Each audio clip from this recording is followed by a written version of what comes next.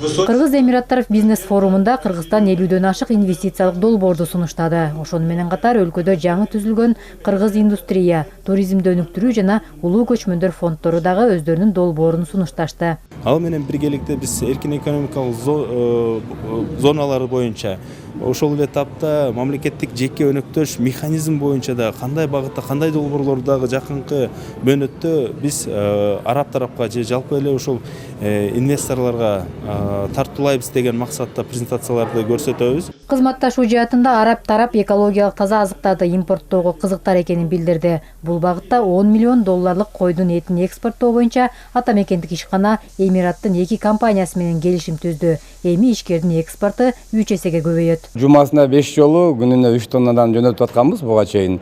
Эми булар деген азыркылар болсо, жумасына ошондо жумасына бир самолет 20 тоннадан деп талап коюп атышат. Ишкерлер өзүбүз изилдегендиктен биз бир эле районду, бир эле местаны изилдедик да, ал жакта потенциалыбыз бар. Ушундай чоң компанияларды негизи биз изилдегенге чакырып атабыз да, бул жаккачы келип изилдеп берип, болгон Кыргызстандын аймагын изилдеп берип, анан картасын түзүп берсе депчи, кайсы жакта көбүрөөк ошол станцияларды орнотсо болот деген. Эмираттан келген ишкерлерди Кыргызстандагы табигый өндүрүлгөн мөмө жана жер жемиштери да кызыктырат. Себеби аталган өлкөдө экологиялык таза азыктар дээрлик өндүрүлбөйт. Бул багытта кызматташууну Эмираттан келген ишкер көздөп турат. Ягоды, черешня и другие. Менин алча жана төөрчакты өндүрүүчүлөр менен иштешүү максатым бар. Мен Дубайдагы тамак ашка керектүү азыктардын бири дагы өспөгөн аймакта иштейм.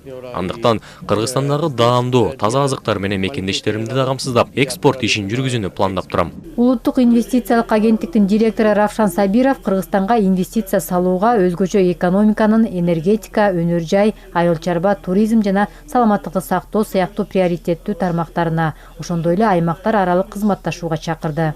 Кроме того, следует подчеркнуть, Бириккен Араб Эмираттарынын Маздар компаниясы буга чейин Кыргызстанда күн станциясын курууга инвестиция салууга кызыктар экендигин билдирген. Анын болжолдуу кубаттуулугу 10 мегаватт. Мындай демилгелер дагы көп болот деп ишенем. Нарын дарыясында гана жалпы кубаттуулугу 6450 мегаватт жана 22 миллиард киловатт сааттан ашык электр энергиясын иштеп чыгаруу мүмкүнчүлүгү бар. 33 чакан КЭСти курууга болот.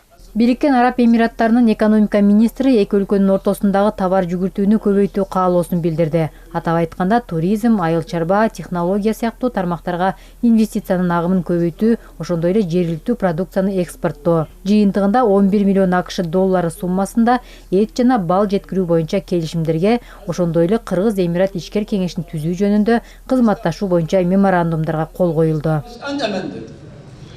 Анара Мамбеткадырова, Бакыт Кыязов, Азат Султаналиев, ЛТР, Бишкек.